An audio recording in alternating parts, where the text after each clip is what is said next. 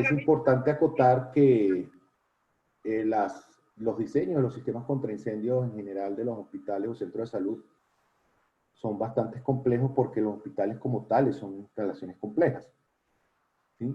Y desafortunadamente los diseños que se han realizado o que normalmente se realizan lo hacen adaptando conceptos o preceptos de otras ocupaciones, ¿sí? Como hoteles o inclusive a veces ni siquiera como hoteles sino como otras ocupaciones.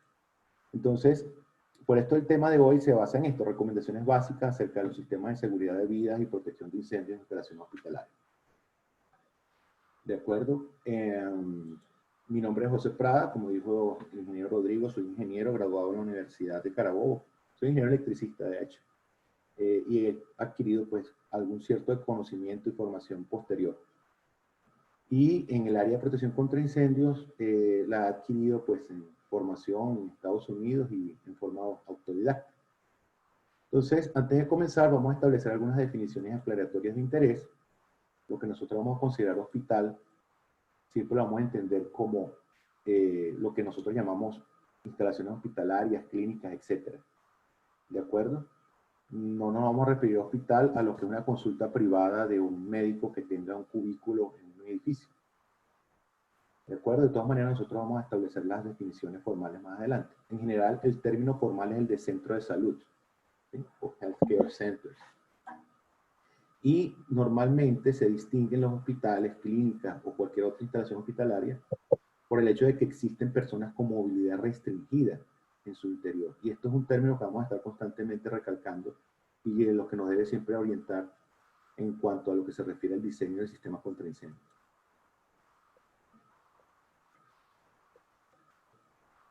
Otra definición importante es que cuando hablemos de sistemas de protección contra incendios, nos vamos a referir esencialmente a la definición de la NFPA 3 y 4, que son sistemas de seguridad y vidas y protección de incendios, que incluye, sin limitarse, a los sistemas de detección, extinción, protección pasiva, compartimentación de fuego, manejo de aire, etc. ¿Cuál es el alcance de esta charla? Bueno, tengo entendido que es de 1 hora aproximadamente. Traté de ser lo más sucinto posible. Básicamente vamos a hablar sobre las recomendaciones, algunas de las recomendaciones más evidentes y esenciales de las normas aplicables y del IBC, que es International Building Codes, recomendaciones de algunos códigos locales, haciendo, digamos, una aproximación a los requerimientos bolivianos. Algunos ejemplos de protección muy sencillos, algo más que todo como para disertar un par de cosas, no es que vamos a evaluar un proyecto. Y algunas recomendaciones del instructor, que es más que todo el cierre de la charla. ¿De acuerdo? Antes de comenzar, es importante establecer que hay antecedentes a nivel mundial y local de incendios importantes en hospitales. ¿Sí? Por lo menos hay un caso que creo que es fácil recordación de un incendio que ocurrió en un hospital en Río de Janeiro en el año 2019, donde al menos hubo 11 muertos y supuestamente fue producto de un cortocircuito, un generador interno dentro del hospital. Igualmente, el incendio en un hospital de la India causó al menos 89 muertos. Esto fue en el año 2011. Y más recientemente, hubo un incendio en una clínica de Barranquilla, donde afortunadamente no hubo lesionados, pero cuyo origen, de acuerdo a las investigaciones, se debió a un incendio en el área de almacenamiento de la ropa quirúrgica que usan los médicos, los pacientes durante los procedimientos médicos. Sin embargo, en ausencia de estadísticas confiables, es una creencia popular que los incendios en los hospitales son raros o inexistentes, cosa que es falsa. ¿De acuerdo? La FDA y la NFPA lleva estadísticas bien interesantes al respecto. Y los incendios en los hospitales son más comunes de lo que la gente cree. Desafortunadamente no hay estadísticas en Latinoamérica que nos permitan a nosotros tener una clara cuenta de estos incidentes. Entonces, una de las cosas que tenemos que evaluar siempre cuando vamos a conceptualizar el sistema contra incendio de una institución hospitalaria es el enfoque sistemático. ¿Y qué es el enfoque sistemático? Un error que cometemos nosotros en Latinoamérica, porque no tenemos una formación en el área de ingeniería de incendios, es que tomamos un código prestado de otro país o el código nuestro está basado en otros países y se hablan de requerimientos de protección que son separados entonces por competencias dentro del diseño de ingeniería del edificio. Entonces, la parte de extinción de incendios se la dan a los hidrosanitarios que hacen el agua potable, la detección de incendios se la dan a los electrónicos, los de seguridad, la compartimentación de humo se lo dan a los de ventilación y así sucesivamente. Y entonces, a la final lo que hacen es que cada competencia hace un diseño de una máquina hidráulica para los rociadores, una máquina hidráulica, una máquina eléctrica para el sistema de detección, una máquina mecánica para el sistema de extracción de humo, etc. Y este enfoque es errado. Cuando hablamos de un enfoque sistemático es porque nosotros debemos establecer en las propuestas los objetivos de protección básicos que vamos a tener, partiendo del hecho del tipo de ocupación y sus características muy particulares. Y entre estos objetivos de protección básicos se pueden encontrar la prevención del incendio o el manejo del impacto del incendio. De la misma manera, dentro del enfoque sistemático, hay que evaluar cómo vamos a enfocar estos objetivos de protección básicos que hemos determinado acá, en función de qué queremos hacer con ellos. Y en esencia, en los hospitales, el enfoque primario es la protección de la vida, tanto de los pacientes como del personal que está ahí, y la preservación del edificio del hospital. Porque nosotros, si tenemos pacientes ahí, es muy probable que esos pacientes tengan que estar ahí. Y por ende, en caso de un evento, yo debo proteger la vida de los pacientes y también del personal, pero recordemos que estamos hablando de hospitales. Y también debemos preservar el edificio de tal manera que entre en operación lo más rápido posible para poder devolver a esos pacientes a los cuidados que estaban siendo recibidos, de los cuales estaban siendo objetos.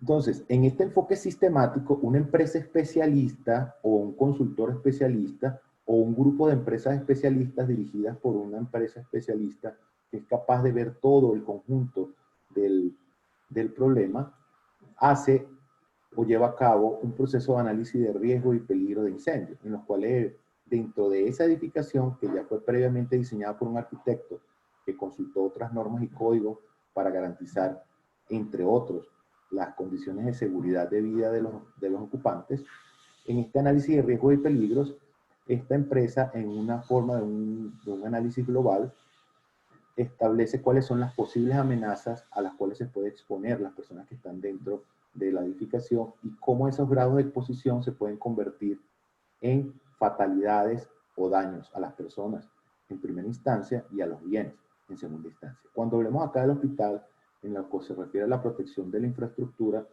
no vamos a hablar de la protección de bienes o lucro cesante porque nuestro interés es mantener la integridad de la edificación para poder retornar a los pacientes a los cuidados que están recibiendo. Luego de este análisis de riesgos y peligros, debe existir entonces las propuestas de protección que deben ser adaptadas a la edificación en particular. ¿De acuerdo? Entonces, por ejemplo, copiar las cosas que se hicieron en edificaciones anteriores, por mejor que hayan sido hechas, desafortunadamente no son,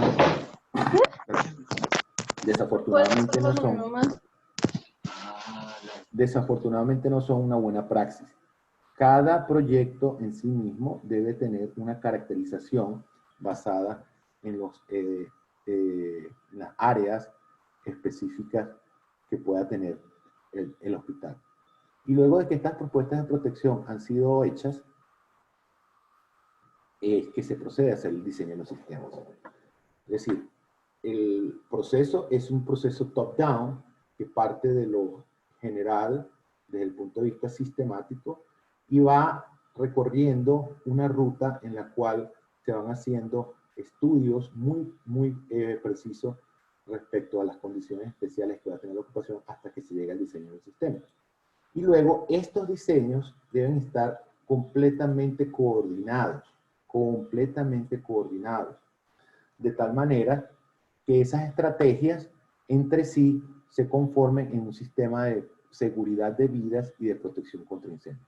Fuera de este contexto, fuera de esta visión sistemática, lo que podemos nosotros cometer el error de colocar sistemas que entre sí eventualmente inclusive pueden colidar, pueden chocar en su aplicación en función de los objetivos que nosotros nos hemos preestablecido. Dentro de ese contexto, en el manejo del impacto del incendio, hay digamos, dos aspectos importantes. Uno es el control del fuego, que se puede hacer con una extinción manual o una extinción automática. Cuando hablamos de extinción manual no nos referimos a los extintores, porque muchas instituciones médicas desafortunadamente lo que le ponen son extintores en todas partes y con eso creen que están suficientemente protegidos.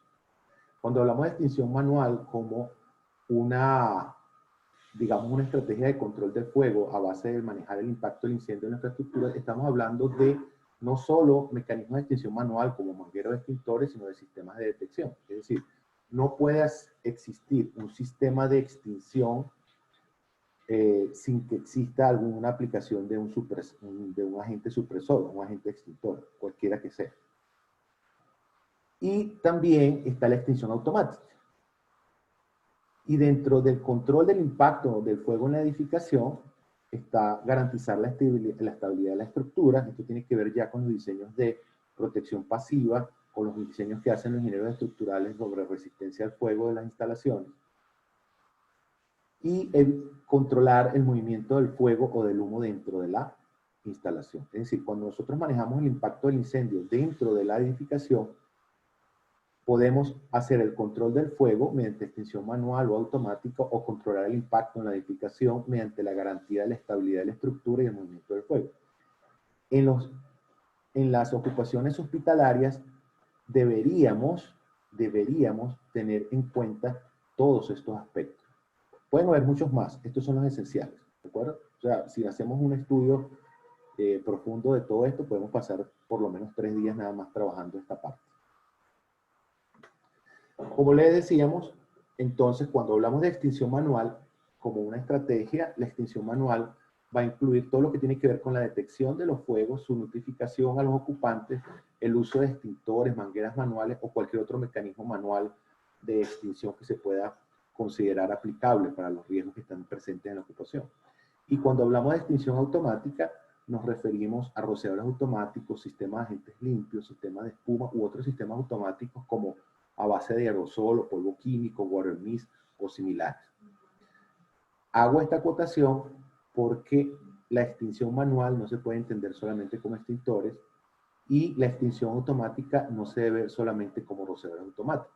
Es decir, en nuestro argot, en nuestra jerga, en lo que nosotros hablamos normalmente, cuando hablamos de que vamos a hacer manejar el impacto del incendio a través del control del fuego, debemos incluir todas estas estrategias que estoy mencionando acá. Y estas estrategias deben ir debidamente coordinadas. Y al referirnos al enfoque de los objetivos, en el aspecto de la preservación de vidas, eso incluye la notificación oportuna y adecuada. Entonces, fíjense ustedes que si nosotros vamos a preservar vidas, y entre esos aspectos vamos a incluir la notificación oportuna y adecuada, tenemos que, entre otros, garantizar que hay mecanismos de inicio que hay primero un sistema de alarma de incendios, de luego están los mecanismos de inicio adecuados que deben existir, posteriormente que deben haber las comparticiones de humo para poder hacer reubicación de los pacientes en un momento dado, o las vías de escape apropiadas para que las personas que no son pacientes evacúen el edificio, etc.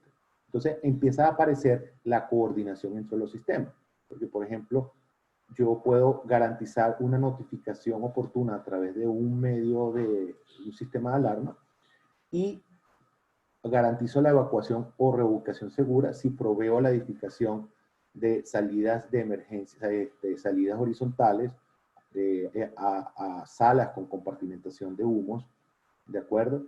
Y garantía de la integridad del edificio con rociadores automáticos. Entonces, fíjense ustedes que la visión sistemática empieza a aparecer. En cambio, si yo soy el ingeniero hidráulico que diseña la hidrosanitaria y me mandaron a hacer los rociadores y no tengo nada que ver con todo esto que estoy hablando, mi diseño puede adolecer de cosas que se requieren para eso.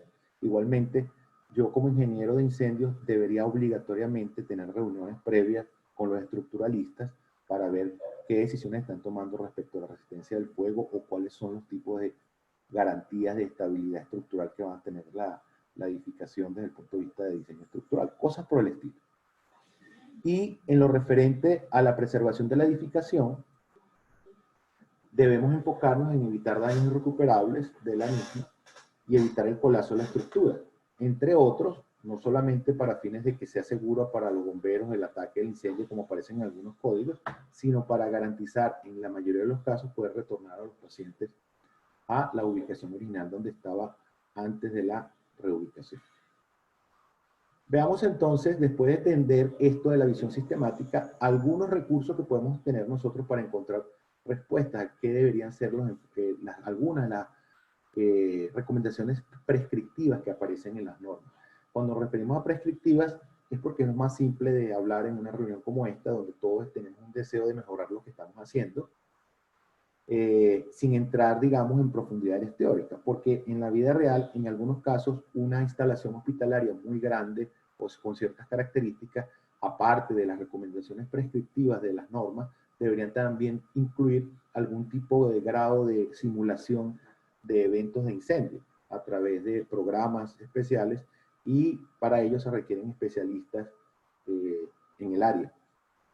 Por lo tanto, estas van a ser recomendaciones prescriptivas generales. Habrán personas que conocen del tema y les parecerá algo ya redundante, habrán personas que definitivamente podrán ver que se están omitiendo cosas en los hospitales que están fabricando porque al parecer no se sigue. Entonces, dentro de la definición de la NFPA 101, hay dos definiciones que voy a citar para concluir en una definición general, ¿ok? Que si no es formal, nos va a permitir a nosotros entender la esencia de lo que debemos hacer siempre. Entonces, para la 101, la ocupación para cuidado de la salud, o healthcare occupancy, me disculpo mi inglés, no es tan bueno, se define como una ocupación, por aquí, ¿cómo quito esto? ¿Cómo quito esto? Ya. Ok, entonces, una ocupación para cuidado de la salud, la healthcare occupancy, es una ocupación utilizada para propósitos de tratamiento médico u otros cuidados o tratamientos simultáneamente a 4 o más pacientes con internación, donde tales pacientes son en su mayoría incapaces de su autopreservación. Esto, que son incapaces de su autopreservación, puede ser derivado de la edad, discapacidad físico-mental o debido a una medida de seguridad que no está bajo el control de los ocupantes. Y existe otra definición asociada, pero que es diferente, que son las ocupaciones para cuidado de la salud de pacientes ambulatorios, o Ambulatory Healthcare Occupancy, que es una ocupación utilizada para proveer servicios o tratamientos simultáneamente a 4 o más pacientes, ¿de acuerdo? Y que, entre otras, dentro de estas instalaciones se aplica un tratamiento a pacientes que los incapacita para tomar acción para su autopreservación. Se le aplica anestesia que los incapacita para tomar acción para su autopreservación. En general, proveen atención de emergencia o de urgencia para pacientes que, debido a su naturaleza de las heridas o las enfermedades que poseen, son incapaces de tomar acción para su autopreservación. Entonces, en general, cuando nosotros hablemos de una ocupación hospitalaria, un hospital, una clínica, etcétera, vamos a entenderla como esa ocupación donde se proveen servicios o tratamientos simultáneamente a más de 4 o más pacientes, y que por la naturaleza de los tratamientos, de las actividades que le están aplicando, son incapaces de tomar acción para su autopreservación. Son personas con movilidad reducida, que están bajo la influencia de medicamentación, pueden estar sufriendo algún tipo de pérdida de la noción de la ubicación, etc. Eso es importante acotarlo. Y eso es algo en lo cual uno siempre debe pensar cuando hace un diseño contra incendios para una instalación hospitalaria. Siempre las personas que están ahí son personas con movilidad reducida. Son personas que, por alguna razón, no pueden tomar una decisión respecto a su autopreservación. Entonces, entre los requisitos de protección de la NFPA, una cosa de la NFPA 101, algo que es supremamente importante, es la protección en áreas peligrosas, ¿sí? Estas áreas peligrosas deben ser identificadas y debidamente separadas con barreras de cortafuego de al menos de 1 hora de resistencia al fuego. Y deberían ser protegidas con sistemas automáticos, dependiendo del riesgo. Sin embargo, más adelante vamos a darnos cuenta que la norma como tal 101 exige que la protección sea con rociadores automáticos. Sin embargo, quedan algunas, digamos, oportunidades de que los sistemas que se utilicen en ciertas áreas peligrosas bajo la definición de la 101 puedan ser atendidos con otros mecanismos de protección. Entonces, ¿de qué hablamos? ¿A qué nos referimos cuando hablamos de protección en áreas peligrosas? Nos hablamos, por ejemplo, de las salas de caldera, las lavanderías. En la norma establecen de más de 9.3 metros cuadrados, pero en general las lavanderías, en los almacenes, en los talleres internos que puedan tener las clínicas, los hospitales para mantenimiento, lo que llaman maintenance facilities, almacenes, donde almacenes son muchas cosas, eso depende del tamaño del hospital. A mí me ha tocado hacer ingenierías para hospitales que tienen todo un sótano gigantesco de almacenamiento, donde hay todo pues, lo que se utiliza en un hospital para funcionar. Están también los almacenes de medicinas, que tienen una caracterización especial como commodity desde el punto de vista de protección contra incendios. Y dependiendo del tamaño del hospital, esos almacenes se pueden convertir en la columna vertebral de la protección de incendios del mismo. Es decir, se puede convertir en el escenario más complicado. El área de cocinas también es fundamental. Todos sabemos que en la mayoría de los hospitales de cierto tamaño, las cocinas son importantes, por ende, estas se deben considerar áreas peligrosas y deben ser protegidas en correspondencia. Los laboratorios, donde eventualmente podemos estar utilizando químicos que pueden ser eventualmente inflamables o combustibles o contener reactivos, que en combinación entre ellos pueden generar algún tipo de reacción exotérmica que pueda iniciar un incendio. Cuartos de residuos, aquí falta mencionar las áreas donde están las plantas de generación, donde están los generadores, subestaciones eléctricas, y muchas otras áreas que se deben considerar como peligrosas porque intrínsecamente implican una amenaza para el edificio y un área donde fácilmente puede comenzar un incendio. Y entonces en ese largo etcétera podemos incluir las mencionadas y muchas otras que el ingeniero de incendios puede identificar durante el proceso de análisis de peligros de incendio y su posterior análisis de riesgo de incendio. Entonces, la protección en áreas peligrosas incluye los laboratorios que deberían protegerse de acuerdo a la NFPA 45, el área de gases medicinales que deberían protegerse de acuerdo a la NFPA 99, que es el Código de Construcción de Healthcare Facilities, las cocinas industriales de acuerdo a la NFPA 96, que incluye también la parte del control de ventilación, entre otras normas, en función de los diferentes riesgos que vayan apareciendo, si tales riesgos se pueden proteger desde el punto de vista prescriptivo. Aquellos riesgos que desafortunadamente no tengan una norma prescriptiva, hay que hacerle análisis cuantitativos y hacer un diseño basado en desempeño, por cuanto no es justificación para no proteger un área el hecho de que no existe una norma X que no la contenga como un riesgo. Es un error que también cometemos nosotros como diseñadores. Por la NFPA 101, la instalación hospitalaria debe proveerse con un sistema de alarma de incendios. Esto es un sistema que permita notificar a los ocupantes de algún evento o algún incidente relacionado con seguridad. Cuando hablamos de un sistema de alarma de incendio, no necesariamente estamos hablando de un sistema de detección de incendio automático. Estamos hablando de un sistema de alarma que puede tener tanto inicio manual como automático. Eso va a depender del diseñador.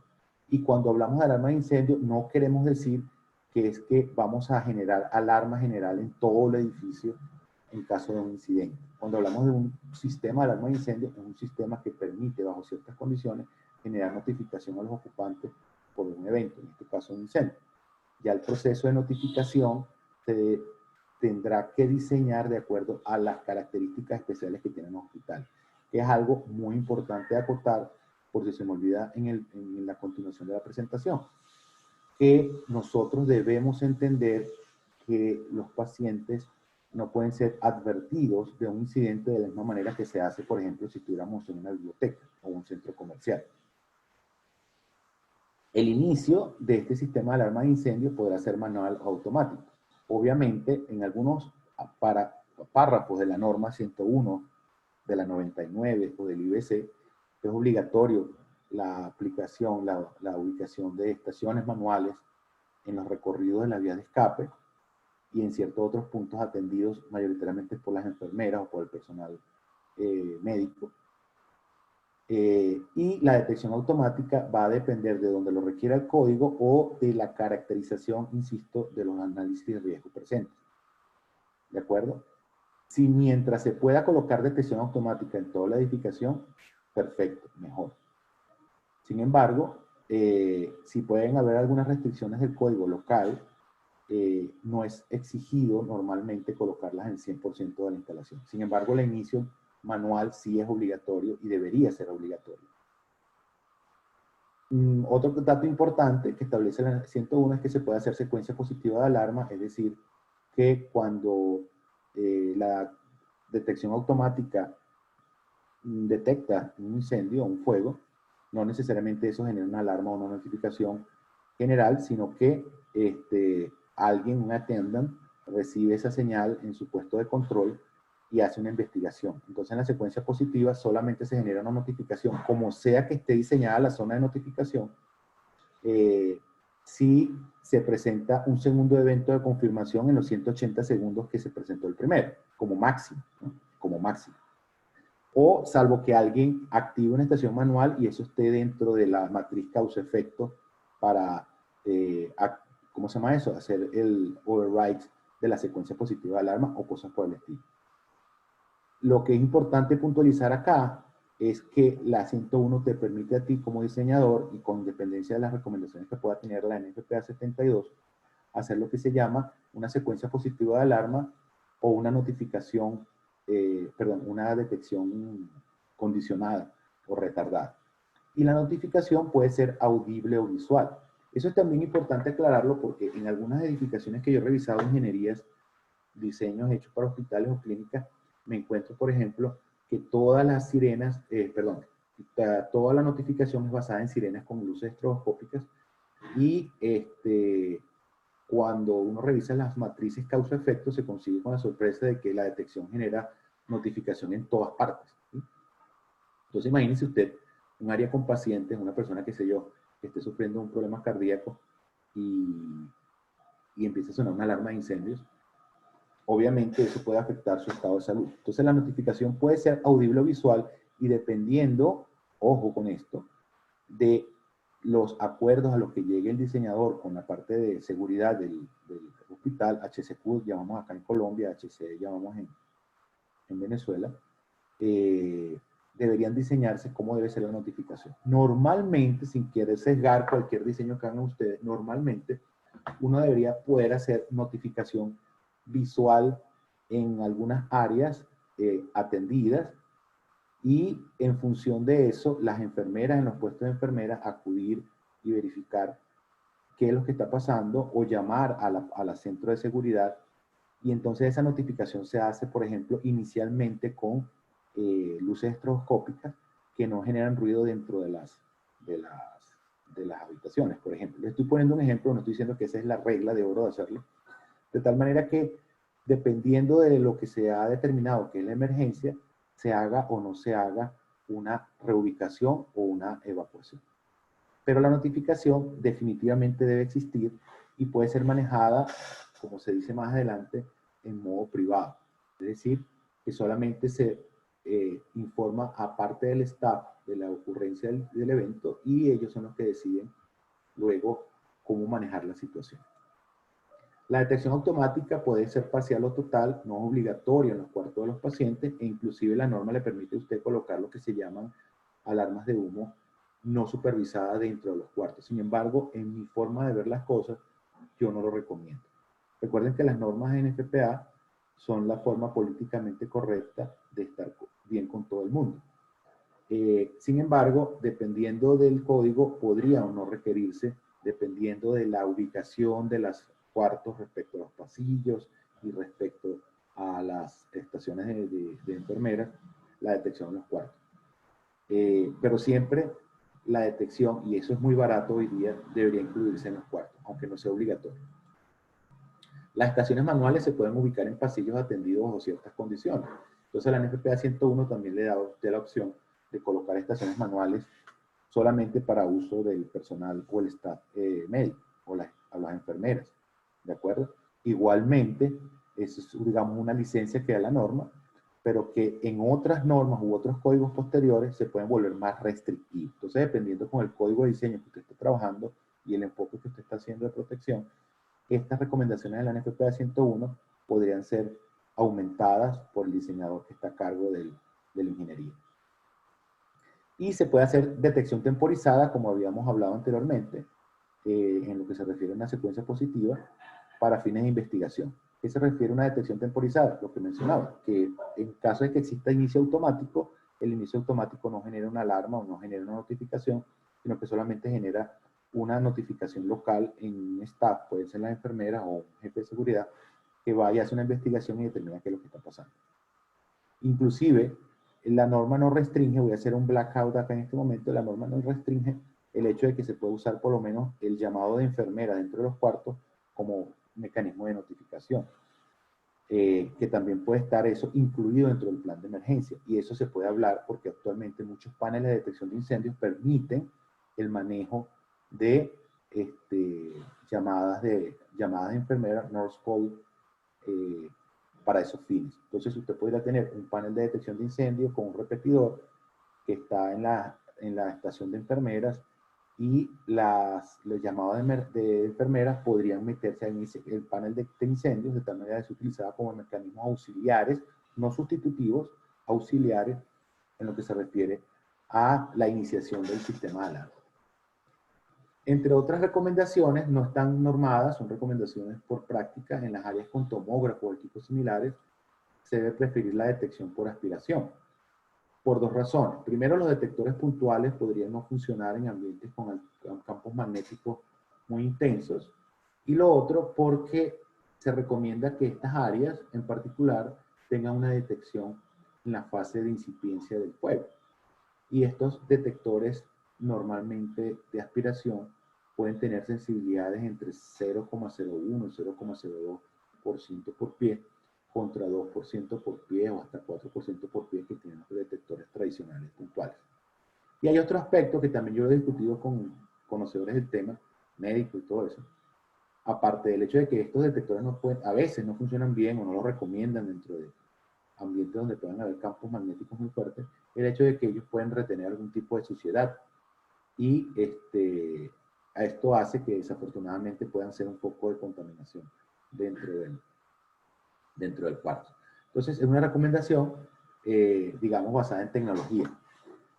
Sin embargo, lo que sí es que estas áreas, por ejemplo, adelantándome un poco a algunas preguntas que puedan hacer al final del chat,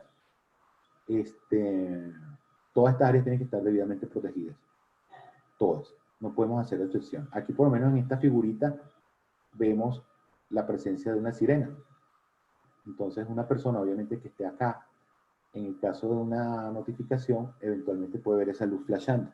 Entonces, fíjense ustedes en ese ejemplo, que el hecho de que el cuarto pueda ser un cuarto con características especiales, debe tener igualmente protección, igual a todas las demás áreas de la instalación hospitalaria. Igualmente, y esto es, digamos, sine qua non, debe proveerse un sistema de rociadores automáticos en toda la instalación, Y por la NFPA 13, cuando se habla de toda la instalación, es protección total, no se deben omitir rociadores en ninguna parte, salvo en aquellas áreas que la NFPA 13 te permite omitirlo bajo ciertas condiciones específicas sin que se pierda la condición de protección total del edificio. Entonces, este sistema de rociadores debe ser de protección total, incluyendo las áreas peligrosas. Aunque la NFPA 101 le da licencias de que, bueno, si usted tiene una compartimentación de 1 hora, puede omitirlo o puede sustituirlo por otro sistema, etc. La recomendación de oro es proteger todas las áreas con rociadores. ¿Por qué? Porque el sistema de rociadores basa su eficiencia en el hecho de extinguir un fuego simple o un single fire en su fase de crecimiento. Si usted tiene un área no protegida con rociadores y se origina un fuego, ese fuego va a crecer y cuando llegue a las áreas donde están protegidas con rociadores, estos rociadores no van a ser capaces de extinguirlo. Entonces, dentro de un edificio donde hay rociadores, una protección parcial definitivamente es mucho menos eficiente que una protección total. Y como veremos más adelante, la protección tiene que ser throughout the building, es decir, en todo el edificio. Y estos rociadores en las habitaciones deben ser necesariamente de respuesta rápida, similar a las recomendaciones de la 101 para hoteles. ¿Por qué? Porque se han demostrado que son rociadores que son mucho más efectivos en el control de incendios en su fase de crecimiento.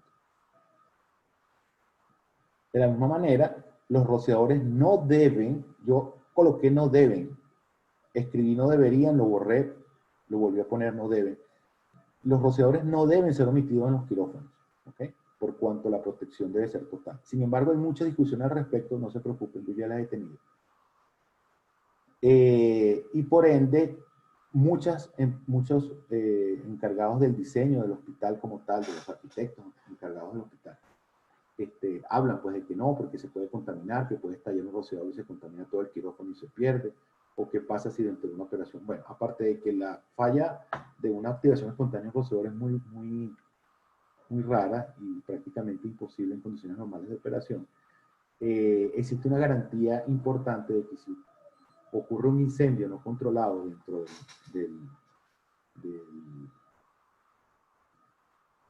¿cómo se llama? Dentro del quirófano, cuando no exista personal, el incendio va a ser controlado por los rociadores. O incluso, si las personas que están dentro del quirófano necesitan hacer una evacuación del paciente, pueden dejar en los rociadores un eventual control del incendio posterior a su crecimiento. ¿De acuerdo? Entonces, los rociadores no deberían ser omitidos o no deben ser omitidos en los quirófanos por cuanto la protección debe ser total. En ciertos casos, ya con una pelea más o menos casada con los diseñadores del edificio, se puede sustituir la protección por agentes limpios, por ejemplo, pero esto es cuestionado por muchos expertos. Recuerden que los agentes limpios, cualquiera que sean, inclusive los gases inertes, pueden tener efectos adversos en las personas. Y estamos hablando de que hay un paciente en el cuarto que ya de por sí tiene algún tipo de grado de ¿cómo se llama eso? De pérdida de salud, que puede ser completamente normal, que frente a un ambiente con un agente limpio puede sufrir otro tipo de problema.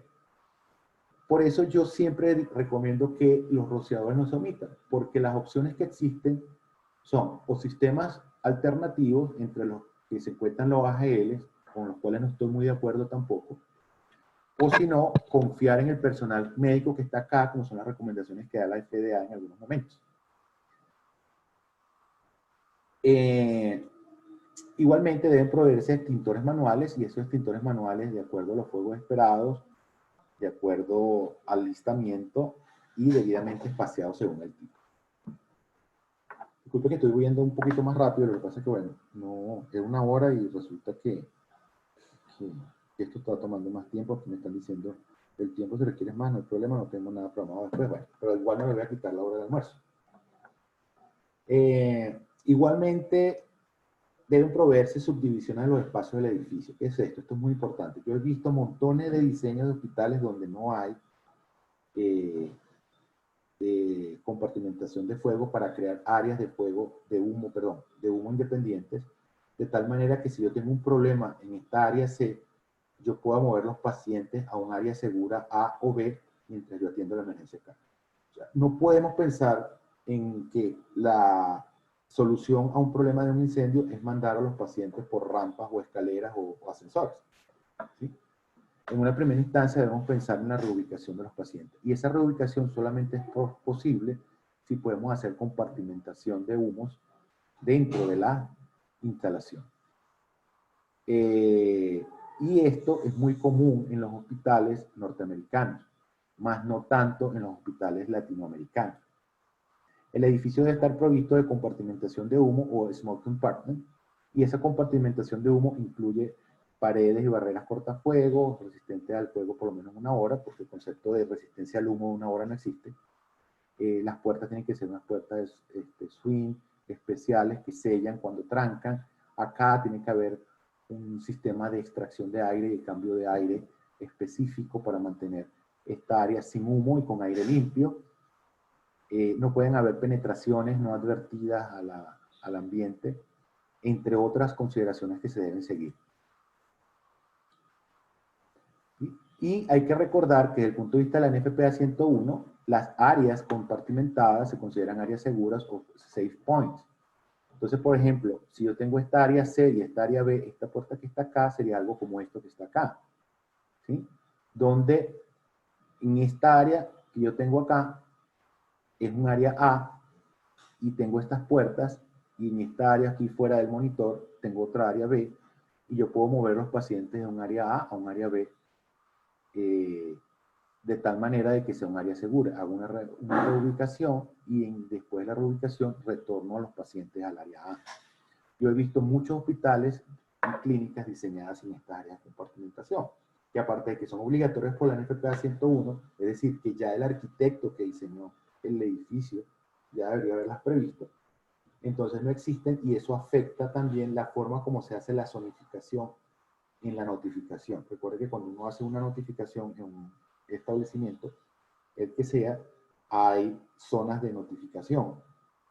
Y en los hospitales, las áreas de seguras o los puntos de seguridad o point of safety o safe points definidos por la compartimentación son áreas de notificación. Entonces, en ausencia de ella, entonces uno tendría que generar una notificación por un piso, y eso es totalmente absurdo hacerlo, donde pueden haber pacientes, y entonces para dónde los mueve uno, etcétera. Cosas por el estilo que ya tienen que ver con la parte del diseño desde el punto de vista de ingeniería.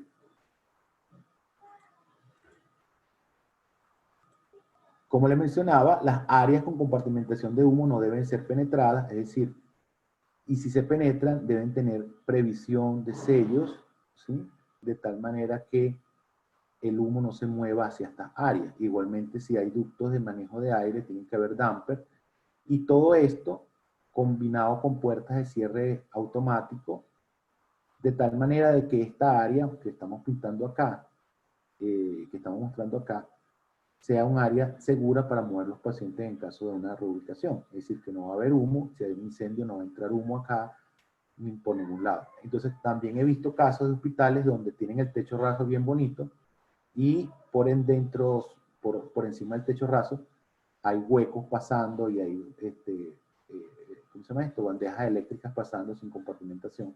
Entonces, si el humo se genera en un área, se propaga hacia otras áreas. Entonces, la compartimentación de humo es una ciencia que debe ser estudiada aparte, igual que el manejo de aire que debe existir en esta, y no debería omitirse en el diseño de una instalación hospitalaria.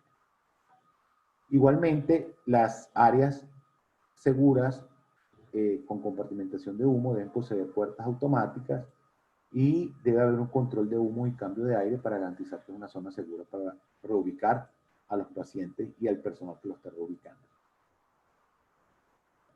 De igual manera, las distancias máximas de recorrido derivados de estas compartimentaciones no deben superar los 61 metros. Entonces, fíjense usted un ejemplo acá, donde un paciente que esté acá en esta zona tiene un acceso rápido a esta puerta, a esta salida de emergencia. Sin embargo, pacientes que puedan estar en esta otra zona deberían hacer un recorrido mayor, y por tal motivo se debería prever la inclusión de puertas adicionales. También he visto muchos hospitales donde esas distancias no se cumplen. Y cuando no se cumple esa distancia, pones en riesgo al paciente en la reubicación.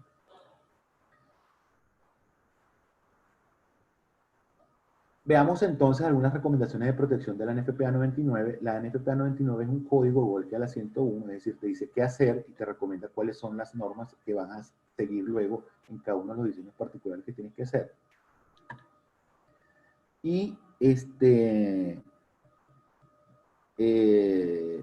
y como código incluye todo lo que tiene que ver con el diseño estructural, de seguridad, protección contra incendio, etc.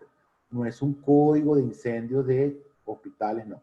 Es un código que te dice cómo debes diseñar la instalación en conjunto, tanto para fines de seguridad física y de seguridad humana, como de operación. Entonces, es un código para las ocupaciones de cuidado de salud, aplica para ocupaciones nuevas y existentes, puede hacer referencia a otros códigos, a muchos otros códigos y normas, y trata sobre la construcción y seguridad de los establecimientos de salud. Esto debe ser una, digamos, una Biblia o un catecismo, ¿sí? Para los católicos sabemos que es un catecismo que deberían tener todas las personas que diseñan instalaciones hospitalarias o que diseñan sistemas de contra incendios para instalaciones hospitalarias. Es importante aclarar que en la 99 los requisitos de alarma de incendios pueden ser inclusive más exigentes que los que establece la NFPA 72. Y que pueden haber requisitos de la NFPA 101, esto es muy importante acotarlo, que están modificados por el capítulo 18 de la 99, que ahora son obligatorios y que en la 101 eran opcionales o que se podían discutir. Es decir, la NFPA 99 puede llegar a ser mucho más exigente en algunos requerimientos que otras normas o códigos de referencia. Eso incluye, por ejemplo, que las estaciones manuales o la de inicio manual, aparte de ser accesibles, deben estar en las rutas de evacuación y salida de emergencia, mientras que la 101 te da, digamos, opciones de ubicación. Y no deben estar a más de 60 metros de recorrido, que es lo que requiere por la NFPA 72. Y adicionalmente a eso, se deben agregar otras que pueden ser necesarias, por ejemplo, una al lado del puesto de enfermera, por poner un ejemplo. De igual manera, la notificación recomienda la NFPA 99 debe hacerse de acuerdo a un plan de emergencia y estar basada en reubicación. Volvemos a ver otra vez el dibujito con las barreras de humo. Y estas áreas deben tener una compartición de humo como ya la definimos. En este punto tengo que hacer una pausa para hacer una siguiente aclaratoria. Es importante puntualizar que la naturaleza especial de la notificación y evacuación de pacientes. Esto es muy importante. Y es un error común que cometemos muchos diseñadores. ¿Okay? En hospitales no se puede pensar en evacuación total. Eso no es la primera herramienta de control de vida, de preservación de vida, como primera opción.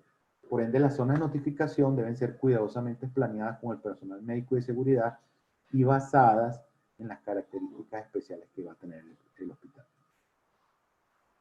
Entre otras recomendaciones de la NFPA 99 referente a la notificación, es que se permite la notificación en modo privado. ¿Qué significa esto? Como se mencionaba antes, que en caso de que alguien active una estación manual o se active un sensor de humo, por decir algo, el primero que recibe la notificación es personal del staff y no se genera una alarma general. Terrible esos sistemas de alarma que se diseñan que cualquiera que active una estación manual se generan alarmas audibles en todas partes, incluyendo los cuartos. Eso no debería hacerse. Mientras se pueda, debería pensarse en una combinación de modo privado, notificación en modo privado con modo público, condicionado a la acción del staff o de los runners del departamento de seguridad. En caso de requerirse la notificación general, deberá estar disponible en todas partes. Deberá estar disponible es que en todas partes debería haber un medio de notificación, aunque eso no implique que la notificación tiene que hacerse mediante un file drill o una notificación general. Es decir, yo debería pensar mucho, estas son recomendaciones personales, en la sectorización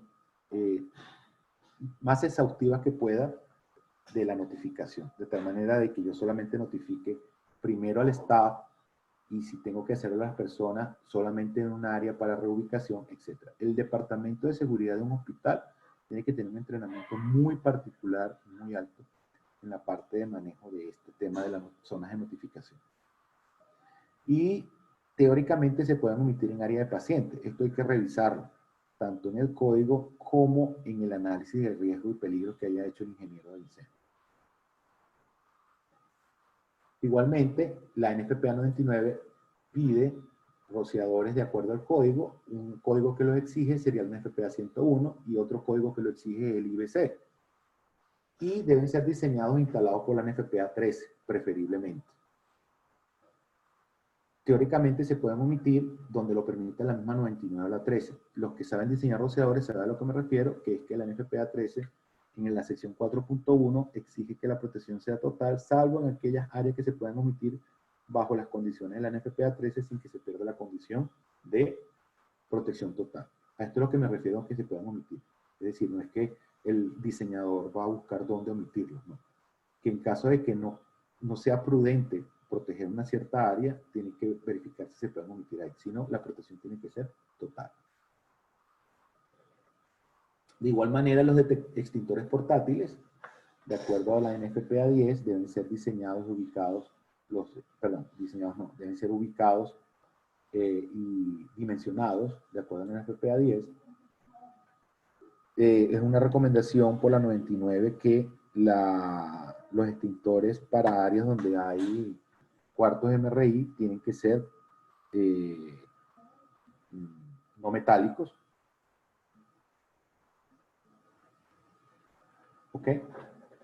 De igual manera, se recomienda extintores de agentes limpios o water mist en los quirófanos. Y otros según su aplicación. Muy bien, algunas consideraciones especiales en quirófano. Es bien sabido que los quirófanos, no sé cómo llamarlo, es como los puntos neurálgicos de los hospitales. Y la protección de quirófanos requiere de análisis de riesgos especiales. ¿Sí? Porque aunque la norma pide la protección con rociadores y eventualmente con mecanismos distintos, esto, como lo mencioné anteriormente, puede generar polémica. Pero sí hay que tomar en cuenta el hecho de que, por ejemplo, la FDA reporta al menos 600 incendios al año en quirófanos. Es decir, la probabilidad de ocurrencia de un incendio es alta. Y cuando uno hace un análisis de riesgo, uno cruza la probabilidad de ocurrencia con el impacto. Y el impacto dentro de un quirófano, de un incendio, puede ser también alto. Es decir, se considera que es un riesgo alto y ese riesgo alto debería ser protegido con un medio activo de protección contra incendios. Y dentro del quirófano existe lo que llamamos nosotros los 3 lados del triángulo del fuego, y eso es algo que mucha gente desprecia o desconoce. Primero, normalmente son atmósferas enriquecidas con oxígeno o hay presencia de oxígeno, o no, niveles de oxígeno ligeramente por encima de lo normal, es decir, un ambiente que tiene un oxidante. Igualmente hay fuentes de calor diversas, aquí pongo solamente la figurita de un bisturí láser, pero también hay muchas otras fuentes. Cada uno de los equipos que están ahí son equipos eléctricos, hay conexiones eléctricas que pueden generar chispas, etc. Hay cauterizadores. Todos los que están acá que saben de instalaciones hospitalarias saben pues la fuente de calor o chispas que pueden haber dentro de un quirófano. Hay material combustible que está conformado por las gasas, el material de la ropa, que la ropa de los médicos y de los pacientes son hechos de plástico, de polietileno, de polipropileno, de baja, alta densidad. Hay gasas estériles o no. Hay alcohol y otras sustancias a base de alcohol isopropílico y otras sustancias que pueden ser inflamables. Entonces, en general, aunque mucha gente no lo crea y mucha gente se moleste cuando uno lo dice, el quirófano es una fuente de incendios que debe ser atendida porque dentro del quirófano hay muchas oportunidades de que existan incendios. Entonces, deben existir planes escritos de prevención de control de incendios para cada procedimiento. Aquí se muestra un ejemplo, no soy médico ni especialista de seguridad hospitalaria, pero por ejemplo, para cada procedimiento, no sé, una operación de corazón, que obviamente se requieren ciertas condiciones ambientales dentro del quirófano, deben haber un plan de cómo atacar el incendio, cómo se va a mover el personal, cómo se va a sacar el paciente, etc. Todo el personal que está dentro del quirófano debería tener un conocimiento profundo del plan de emergencia y un conocimiento profundo del plan de cómo actuar en caso de emergencia. Si debe utilizar extintores, qué llaves tiene que cerrar, si tienen botones de pánico para cerrar suministro de gases, etc. El personal debe tener entrenamiento y simulacro, y eso debería estar documentado, que garanticen que en caso de un evento van a saber reaccionar adecuadamente y van a garantizar la preservación de la vida del paciente en primera instancia y luego la vida de ellos como personas. Y sobre todo se deben extremar las precauciones. La NFPA 99 y otras literaturas existentes de la FDA y de otras organizaciones médicas a nivel mundial tienen manuales de procedimiento que se recomienda su lectura, donde orientan a las personas que están dentro del staff médico en cómo atender este tipo de emergencia. Pero es algo que no se debe obviar. Es decir, aparte de la protección contra incendios natural que debe tener el ambiente, aparte de eso, tiene que haber claros planes de prevención y control de incendios que debe conocer el staff que está a cargo de los procedimientos médicos dentro del quirófano. De igual manera, insisto, deben instalarse rociadores automáticos, si no, debería haber un sistema de extinción automático dentro del quirófano, cosa que es controversial y que, bueno, si en las preguntas salen, podría dar mi opinión, sin embargo, es susceptible a generar polémica. De igualmente, cuando hablamos del IBC, El IBC es el Código Internacional de Construcción. Los hospitales están categorizados como I3, grupo I2, perdón. Y básicamente las recomendaciones vuelven a ser las mismas, ¿sí? Rociadores automáticos, como se muestra acá, en todo el edificio, en el entire building, ¿sí? O throughout the building, aunque la autoridad local podría modificar el requerimiento. Igualmente, la detección de incendios por el código IBC se requieren y te refieren a otros códigos, como por ejemplo la 101 o la 99, y que la notificación debe estar ajustada a los ocupantes. De la misma manera, el IBC recomienda la compartimentación de humos y barreras cortahumos en correspondencia con otros códigos. Es decir, por ejemplo, en esta figurita que estamos viendo acá, aquí tenemos las áreas que no son de pacientes en blanco y las áreas con pacientes en azul, y fíjense ustedes que la aparición de barreras cortafuegos, perdón, de cortahumos, de tal manera que yo pueda hacer reubicación segura. Hablemos de algunos códigos locales, las recomendaciones de protección de algunos códigos locales. Por ejemplo, en Perú, vi pues parcialmente la presentación del arquitecto anterior, que es especialista en instalaciones hospitalarias en Perú. En Perú, por la norma A130 del artículo 81, las edificaciones de salud deben cumplir con unos requerimientos basados en el número de camas.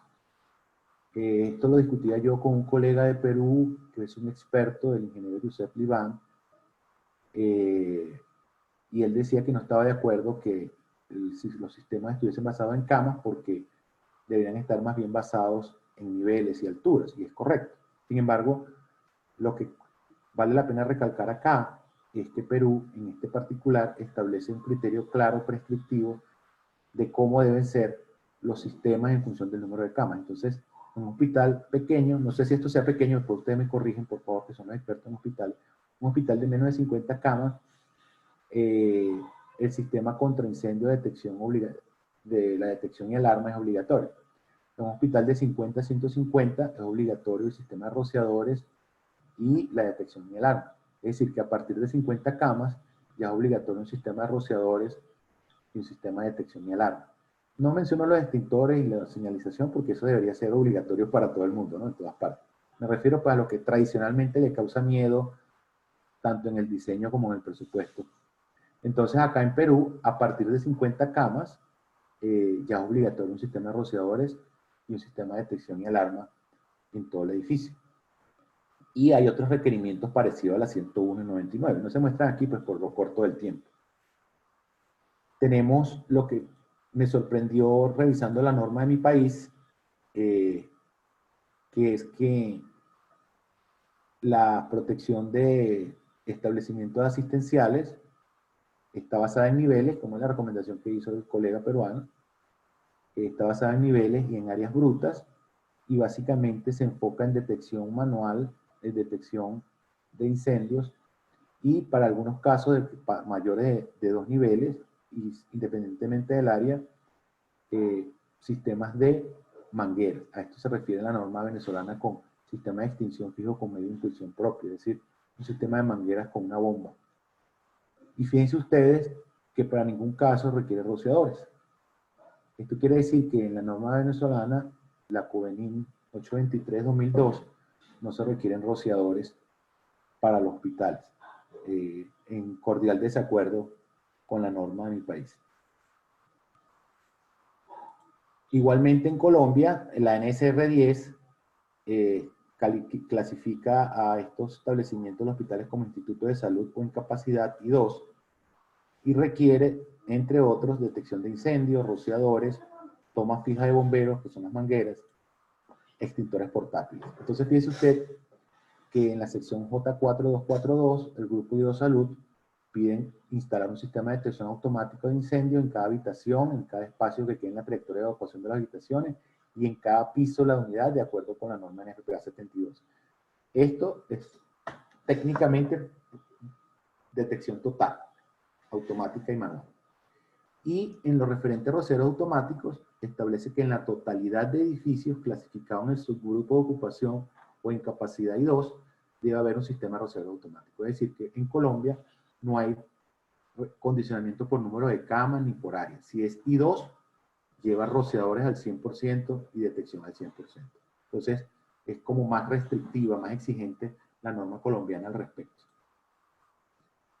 Y en lo referente a Bolivia, con el respeto a todos los ingenieros y arquitectos bolivianos que me permití leer la norma, más sin embargo no tuve tiempo suficiente para poderla entender, por lo tanto le ruego disculpas si cometo algunas omisiones derivadas del desconocimiento. Está el decreto supremo número 2995 del 23 de noviembre del 2016, el Reglamento Nacional de Instalaciones Sanitarias y la Norma Nacional de Caracterización de Hospitales como referencia. Entonces, en el artículo 19 del decreto 2995 se establecen los niveles de riesgo, mas sin embargo no han sido definidos todavía en una reglamentación específica. Y esto hace que técnicamente, de acuerdo al artículo 23, solamente se requieran instalación de hidrantes en los centros hospitalarios, por cuanto la detección y alarma solamente está establecida para infraestructuras con riesgo de incendio medio y no hay una clasificación de los hospitales como riesgo porque no existe la clasificación de acuerdo a la reglamentación. E igualmente, los rociadores solamente están recomendados dentro de ese decreto para infraestructuras clasificadas con nivel de riesgo alto. Y en ausencia de la clasificación, no sabemos dónde estarían los hospitales. Y si los hospitales se pueden considerar de riesgo alto como para que sean exigidos con rociadores. De la misma manera, cuando uno revisa el Reglamento Nacional de Instalaciones Sanitarias Domiciliarias, cuando se refieren a las ocupaciones institucionales, obligan a que deberán contar con la reserva de agua como medida de prevención de incendios, que los sistemas contra incendio deben contar con una red preventiva exclusiva contra incendios, y en la sección 10 del capítulo 1.16 colocan una expresión que deja como al criterio del diseñador que se podrán implementar sistemas automáticos de deslizamiento de agua contra incendio tipo regaderas o aspersores. Entonces, digamos que hasta donde yo estudié la normativa boliviana, al parecer las edificaciones asistenciales como hospitales obligatoriamente solamente deberían tener sistemas hidrantes, que es lo que está establecido en la sección 23. Y del resto quedaría todavía a espera de la reglamentación del decreto o a las normas de caracterización de hospitales, que el ingeniero Rodrigo me prestó una, pero no habla mucho del tema.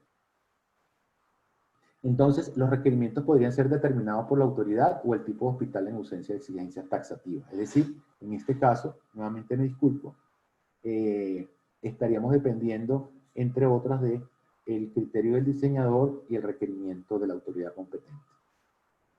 En ejemplo de diseño, para ir finalizando, acá hay un piso de una clínica. Como ustedes pueden ver, el diseño de rociador, el diseño de extinción se basó en rociadores automáticos totales para el edificio, junto con estaciones de manguera. También de todas las facilidades, protección de todas las facilidades, donde se incluyen la parte de archivos. Claro, hay mucha gente que dice, no, pero no le puede echar agua a los archivos porque si se dañan. Cuando uno hace protección con rociadores, debe proteger todo. Si no se protege todo, deben buscarse mecanismos alternativos que no van a ser igual que los rociadores, pero para evitar que un incendio que se genere en un punto no protegido se propague en un área protegida y haga ineficiente el sistema de rociadores. La parte de detección para clínicas definitivamente es muy interesante. Mucha gente no valora eso. Para el caso de esta clínica, por ejemplo, se planteó una arquitectura distribuida de paneles de detección de incendios, donde hay un panel principal y paneles independientes por cada piso. Entonces se crearon cada uno de los pisos como zonas de detección y cada piso tenía su propio panel distribuido, de tal manera que si yo perdía el panel de esta área, no perdía toda la detección, que es como un error que se hace en los diseños de arquitectura para estas edificaciones. Y fíjense ustedes, como un detalle de interés, porque esto pues obviamente es muy superficial lo que estamos hablando acá, cómo hay un control independiente del circuito de sirenas y de luces, de las luces estroboscópicas, sirenas con luces estroboscópicas. ¿Orientado a qué? Orientado a que yo pueda hacer notificación por las luces antes de hacerlas por las sirenas, o si yo tengo que silenciar la alarma en caso que se genere, me queden funcionando en las luces estroboscópicas indicándome que yo silencié, pero que todavía está vigente la contingencia, mientras que se revisa el problema y se resetea el panel.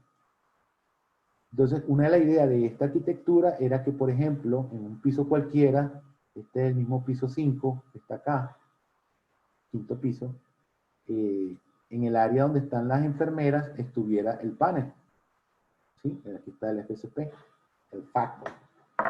O en su caso también un repetidor. Lo que pasa es que esta clínica fue tan gigante, tan gigante, tan gigante, tan gigante, que nos salía más económico colocarle un panel de detección como en vez de un repetidor.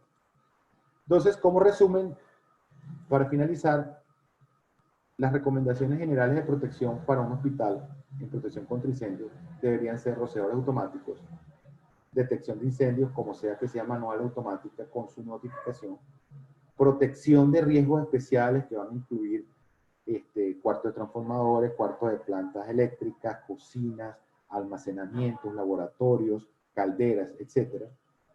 Barreras de humo para poder lograr áreas compartimentadas, extintores portátiles de acuerdo a su uso y un agente orientado al tipo de fuego esperado, planes de emergencia debidamente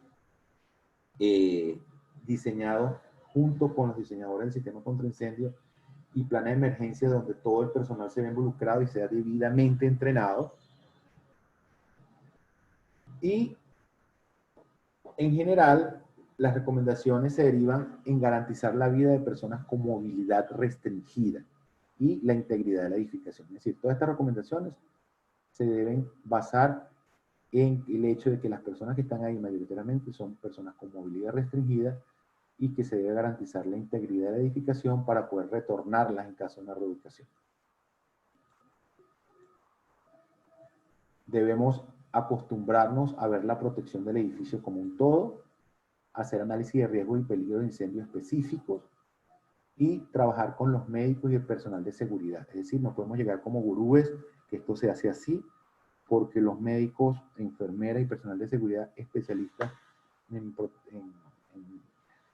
áreas asistenciales, en hospitales, junto con los ingenieros de bioseguridad, de biomedicina, etcétera, son las personas con las cuales uno se debe apoyar para diseñar unos sistemas que estén más acordes posibles a las necesidades de los ocupantes.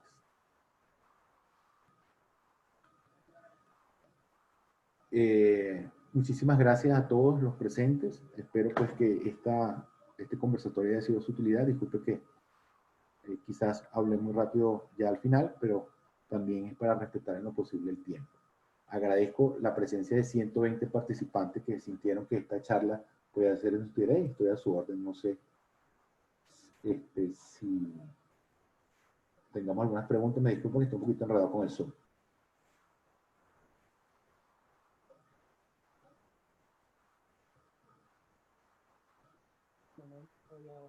Osvaldo Velarde, por favor, tu pregunta. Vamos a habilitarte el audio. Aló. Buenos días, ingeniero. Osvaldo Velarde le habla, un gusto. Hola Osvaldo, ¿cómo estás? Un gusto y muchas gracias por la presentación. Se nota que ha sido muy bien elaborada y la experiencia que tiene. Tenía unas cuantas preguntas respecto de... ¿Cuántas Bueno, son en realidad, muchas? tres preguntas. Ah, bueno, listo, perfecto. Vamos a ver si la puedo responder, sí, señor. Correcto. En su experiencia con respecto a la normativa NFPA, ¿cuánto más o menos incide el tema de la inversión del sistema contra incendios, considerando la normativa NFPA? Específicamente en el tema de inversión, sin considerar en un hospital. En un hospital, correcto. Bueno. Esa sería la primera pregunta, sí. Ajá. Pero si me deja, yo la contesto, usted me una y yo le respondo una porque después se me olvida. Primera pregunta. Bueno, eso va a depender de cómo usted ve el sistema contra incendios. Si lo ve desde el punto de vista sistémico, donde va a incluir todas las modificaciones que debe hacer la infraestructura para su funcionamiento, aparte de los sistemas de detección y extinción, puede llegar a ser hasta un 7%. Si solamente nos centramos en lo que son los equipos de extinción y detección de incendios, etcétera, puede estar alrededor del 3% de lo que es el precio total de la instalación. Y hago esa discriminación porque hay una fase previa que es todo lo referente a la 101 con la parte de compartimentación de humos, vías de escape, puertas, etcétera, que eso debería estar incluido dentro de la protección de vida, pero que se puede meter dentro de lo que es la construcción del edificio como tal. ¿Sí me hago entender? Pero más o menos por ahí ronda la inversión, alrededor de un 3%. ¿Sí, señor? Perfecto. Muchas gracias. La segunda consulta es respecto de las normativas. La NFPA es bastante rigurosa, ¿no? En cuestión al tema del sistema contra incendios. Y como usted muy bien indicaba, en Bolivia no hay una normativa vigente, a pesar de que se está trabajando en algunos escenarios. Pero aún así, siempre hacemos referencia al NFPA. Sin embargo, al ser tan restrictiva y tal vez dirigida probablemente a países como Estados Unidos que tienen otro tipo de economías, en su criterio, ¿cuál sería tal vez la más adecuada para nuestro contexto latinoamericano principalmente, ¿no?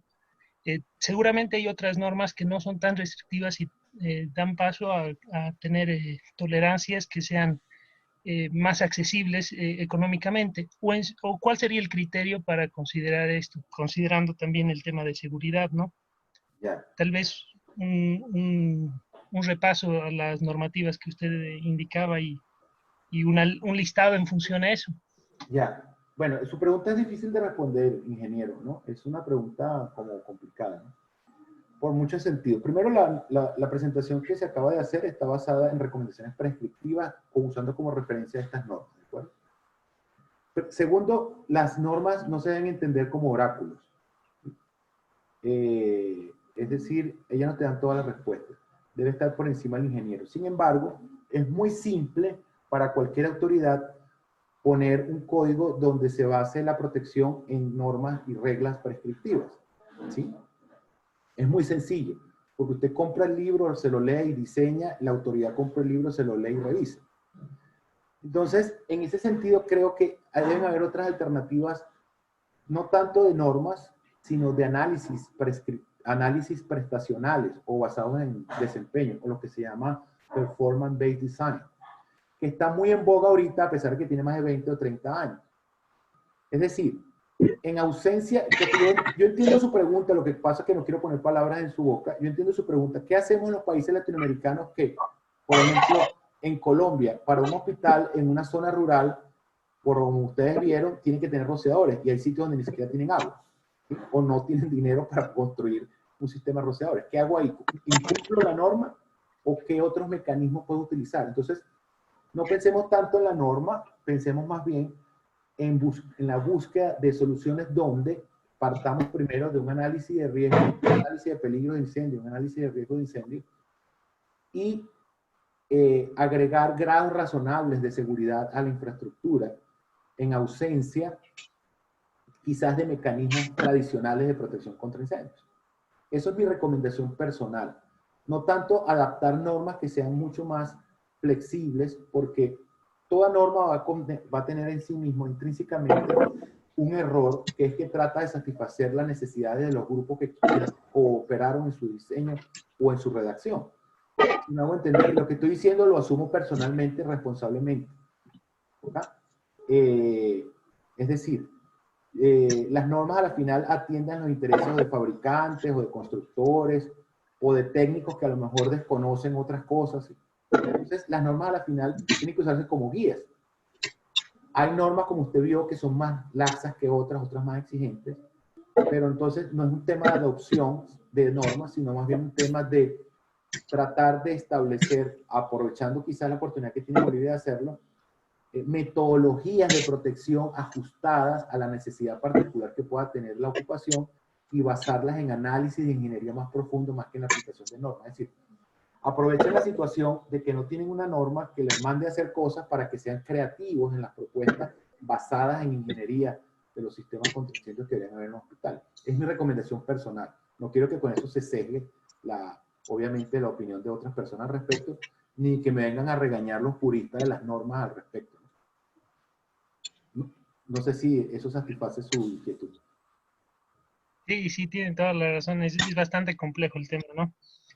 Le agradezco por la respuesta. Y la última consulta es, usted hablaba de los sprinkler en los quirófanos, que justamente también es motivo de discusión. Y en su criterio, considerando justamente el tema de que tendría que existir la protección total, ¿tendría tal vez alguna recomendación para disponer de estos, de los sprinklers, considerando que es un área bastante complicada?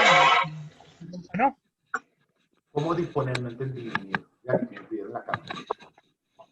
La ubicación tal vez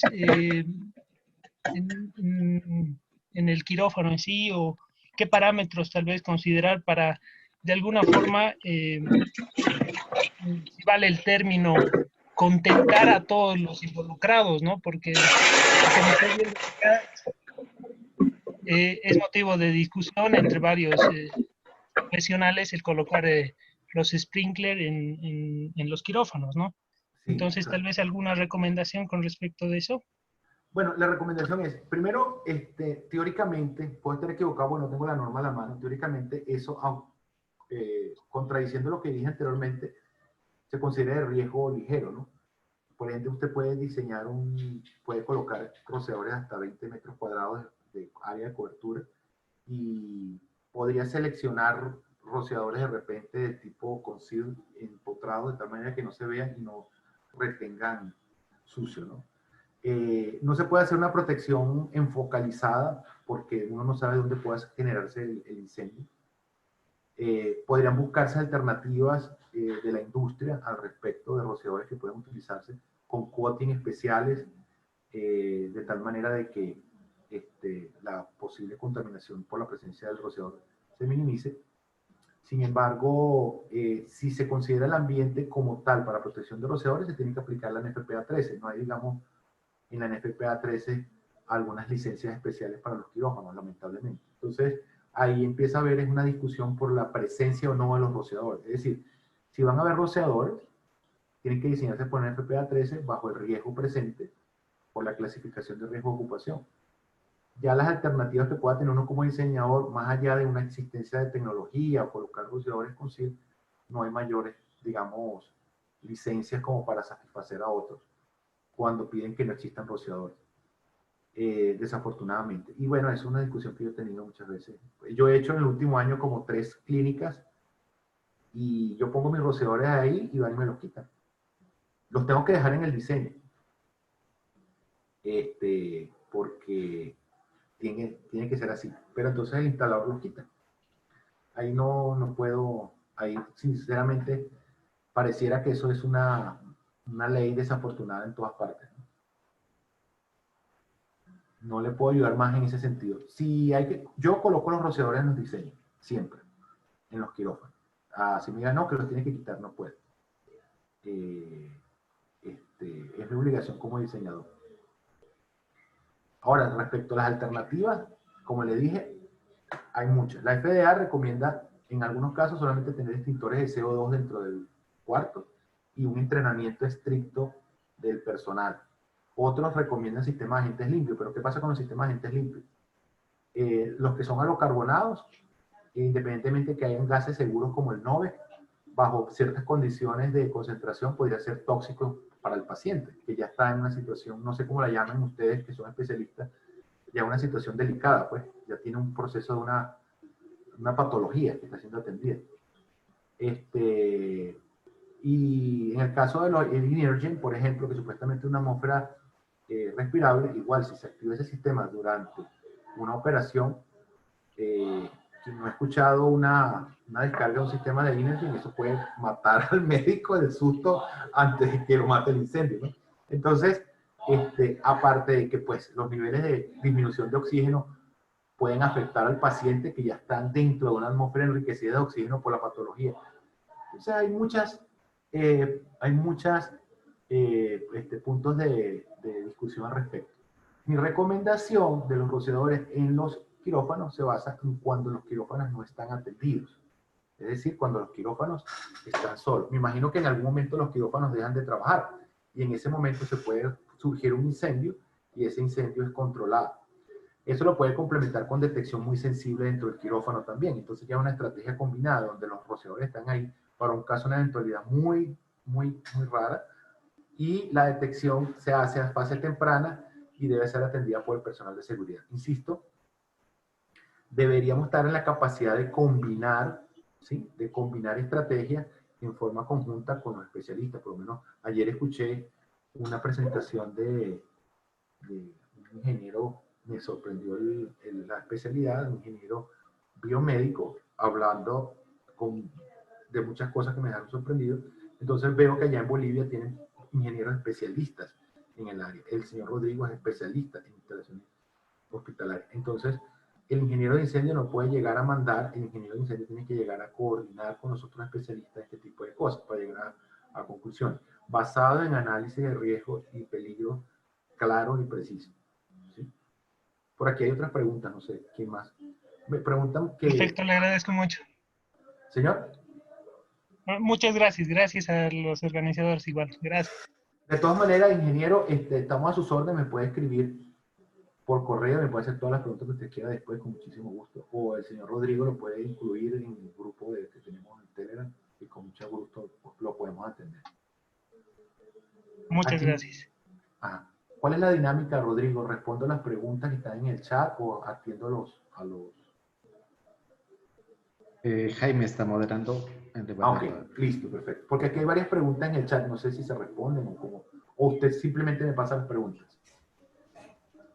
Yo creo que podemos ir respondiendo algunas de las del chat.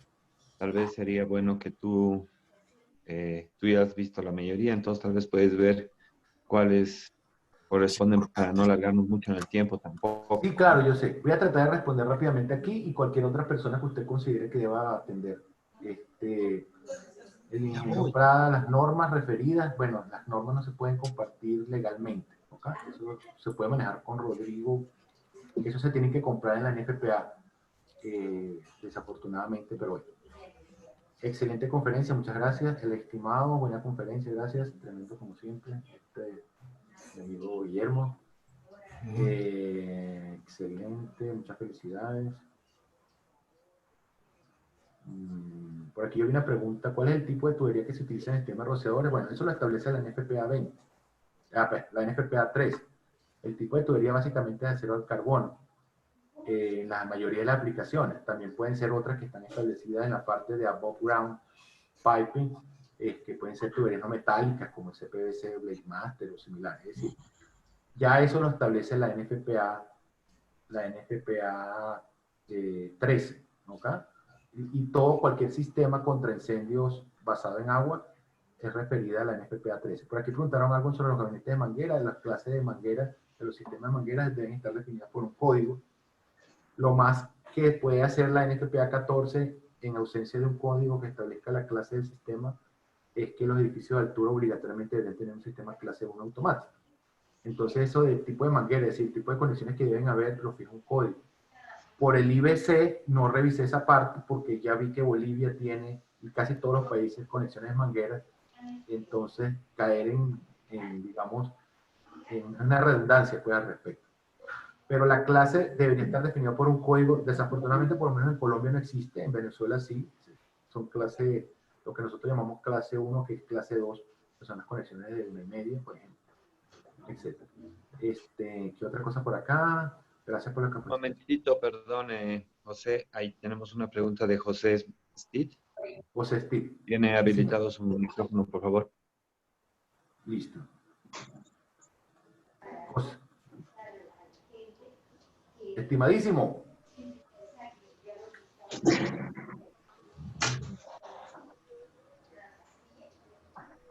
Aló. José. ¿Cómo está? José Steve de Colombia. ¿Aló?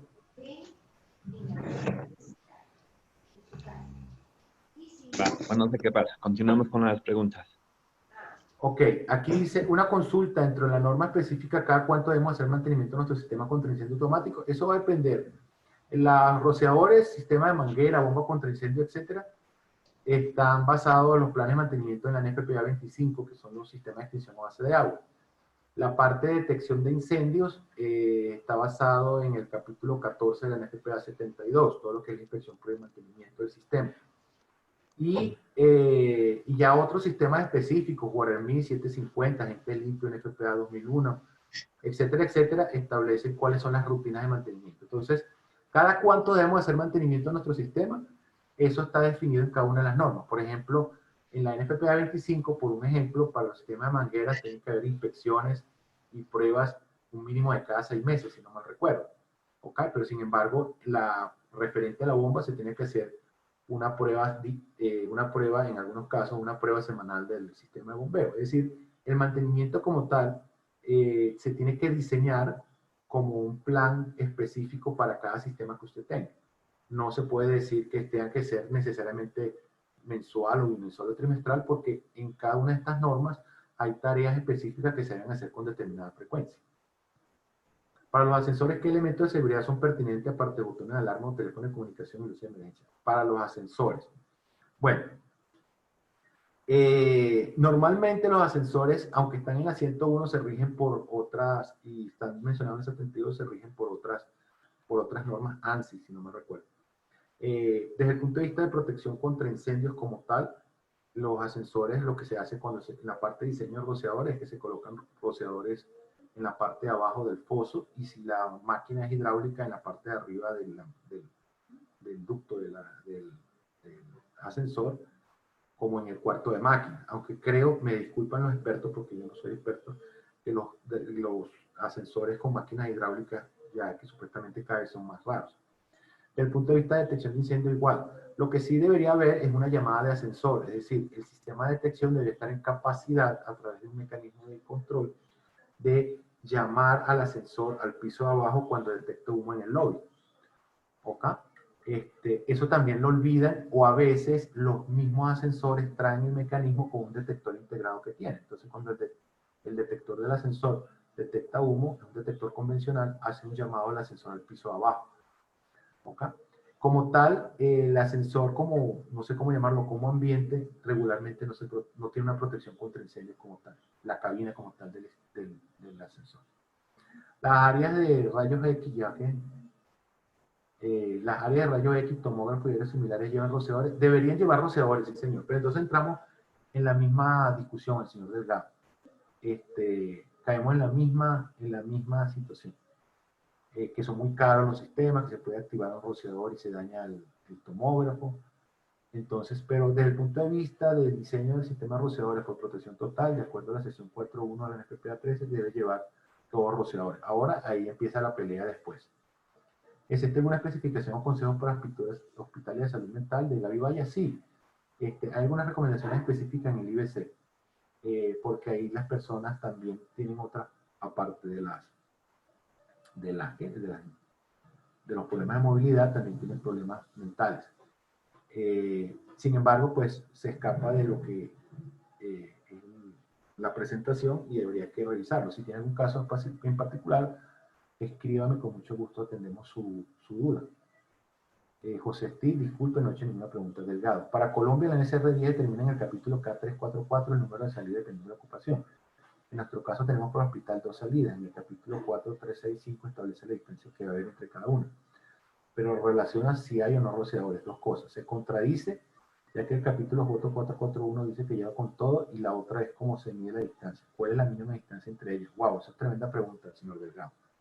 Tendría que ponerme a sacar cuenta. En la NSR10 hay muchas contradicciones. Entonces, teóricamente debería ser la distancia máxima que usted lograría con rociadores. Sin embargo, si usted ve la NSR10, en las recomendaciones generales le habla de una distancia, en las recomendaciones particulares de otra distancia. Me ha pasado a mí, no sé si a usted, don Delgado. Entonces, si no malinterpreto su pregunta, debería usarse la mínima que aplica para la ocupación en específico, más no la genérica. Pero si quiere eso, por mí lo podemos discutir personalmente, en privado. Usted me escribe y con mucho gusto revisamos el caso. Pero sí, probablemente pasa eso. Si bien es cierto, la norma recomienda el uso de acero al carbono para el sistema de tubería en sistemas contra incendios, sin embargo, teniendo en cuenta que el líquido transportador es agua, en las pruebas rutinas se producen acumulaciones de agua en todo el sistema, eso tenderá a generar óxido en todo el sistema. Se puede considerar otro tipo de tubería alternativa, así como la hierro dúctil, o existe alguna restricción.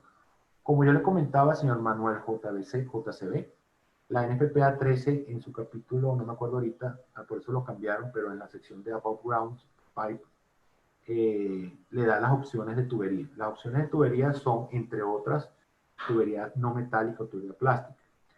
No recuerdo si para Above Ground hay hierro dúctil, porque esa se utiliza para instalaciones subterráneas de la NFPA de redes de agua subterráneas.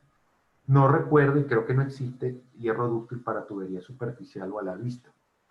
¿De acuerdo? Sin embargo, hay otras alternativas que se pueden utilizar. La norma habla de lo que se llama tubería resistente a la corrosión, en su capítulo correspondiente, donde pueden ser tuberías que por su naturaleza o listamiento ya son resistentes a la corrosión interna y externamente, como podrían ser, sin limitarse a tuberías con galvanizado en caliente, o tuberías especiales que venda algún fabricante que sean resistentes a la corrosión, como también la tubería plástica, o hacer algún tipo de protección específica o coating de la tubería.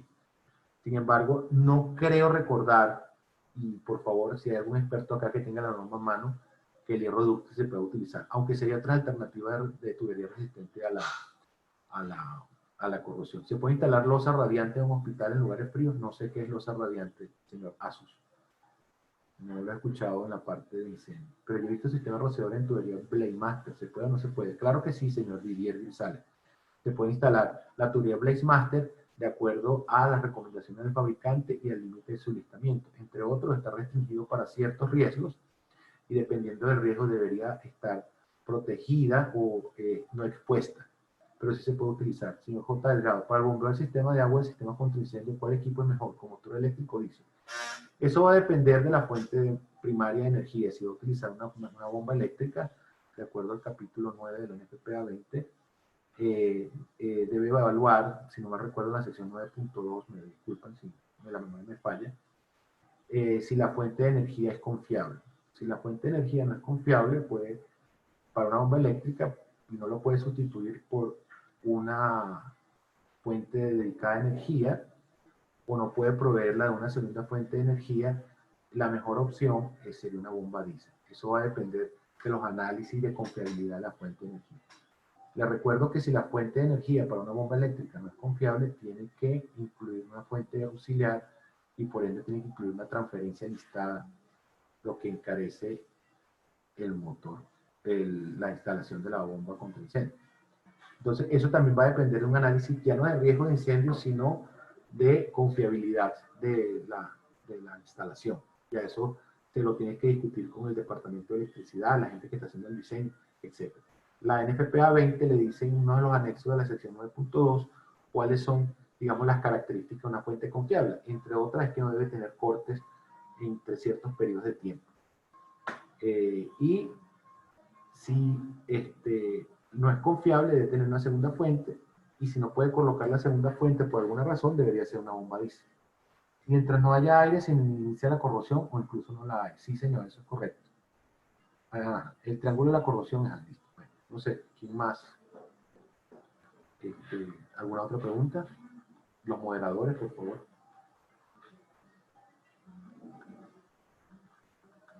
Bueno, creo que al no haber más preguntas, pues queda agradecerte de parte de la CIP Tarija, APAES y la ABAI tu participación. Voy a cederle la palabra al ingeniero Rodrigo Abraham Alcoba para poder hacer ya el cierre. Y bueno, espero haya sido muy provechoso para todos los que hayan participado. Rodrigo, por favor, tienes la palabra. Gracias, Jaime.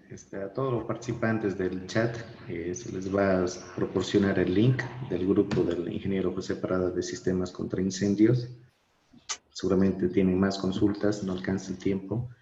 Y como va, José, muchas gracias por tu predisposición y de sumarte a esta iniciativa. Gracias pronto en otras actividades también. Páez, por parte de Guillermo, por favor, si tiene algo. Estimado José, en nombre de la Asociación Peruana de Arquitectos y Especialistas, agradecerte por tu brillante exposición, y tengo entendido que nuestros expertos en seguridad hospitalaria deben estar muy agradecidos contigo por la información otorgada. Yo conocí hasta un momento que incendios en hospitales a través de por gases medicinales y debido a los equipos eléctricos, en algunos casos el equipo de corte, ocasionaron explosiones en varios países. Sí. ¿No? Y usualmente no usamos ese tipo de detectores dentro de lo que es detectores de humo, rociadores, perdón, en el caso de los quirófanos, pero sí tenemos detectores de cualquier y cambio de temperatura dentro de ellos. Te agradezco desde ya la excelente conferencia que nos has brindado a todos los que estamos escuchando desde Lima, Perú, y algunas provincias de fuera de Lima. Gracias por todo. No, gracias a usted, ingeniero. Bueno, sí, como le decía en el transcurso de la presentación se dijo, la protección contra incendios en hospitales, como casi todo relacionado con hospitales, es complejo, ¿no? Entonces, y hay muchas cosas que se pueden considerar que son normales, que pueden tener omisiones. Por ende, hay que revisar cada caso en particular. Y agradezco pues el honor que me han brindado, por el honor de invitarme a este trabajo, y quedo a sus órdenes para ayudarlos en lo que pueda. Y si no sé algo, bueno, con mucho gusto lo redirecciono. En el grupo que tenemos en Telegram hay muchos especialistas, también muchos especialistas de muchos países: Colombia, Perú, Argentina, Uruguay, España, etc. Y es muy probable que una pregunta a la que hagan tenga muchas personas que la puedan responder. La idea es seguir estudiando. Nuevamente quiero celebrar pues esta iniciativa de don Rodrigo y toda esa organización. Veo pues como en Bolivia se han tomado en serio esto. Veo también en Perú que hay bastantes especialistas del tema, como debe ser, y me parece muy grato saber que hay muchas personas que están trabajando en aprender más y en promover el compartir el conocimiento. Muchísimas gracias a todos y quedo a sus órdenes. Muchas gracias, ingeniero.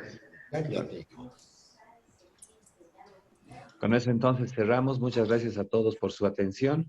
Nos vemos esta tarde con 2 excelentes disertaciones. Vamos a cerrar con el arquitecto Turza y está la arquitecta Silvia de Bolivia también. Muchas gracias y nos vemos en la tarde. Gracias a ti. Nos vemos.